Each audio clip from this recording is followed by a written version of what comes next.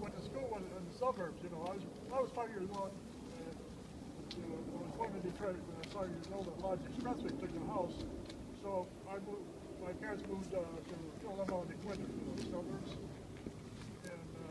And guys I used to go to school with, they come down to Detroit. And they'd raise heck, and cops would beat them up and send them home. You know, and they come back and do it again until I guess the cops probably won.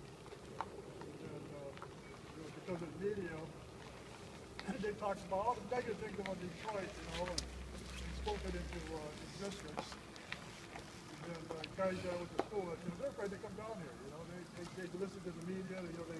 We're a media-driven society. We believe in everything we see and hear. You know. Yeah. Yes. Unfortunately. Yeah. So image is everything.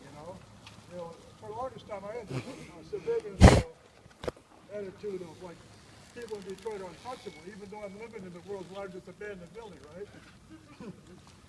So this guy says, hey, Al, I want to do an interview. I want to interview you. This is Enough of Time, which is the pulpiest, dirtiest magazine in Detroit.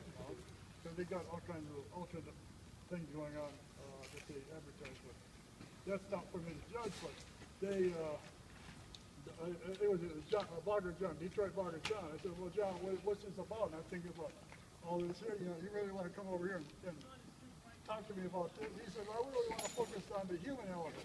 There's people living here in Detroit, and I want to, kind of like emphasize that fact, So my, a high and mighty suburban attitude was dropped instantly. I finally realized that there's people living in Detroit. We're actually people here, We're not untouchable.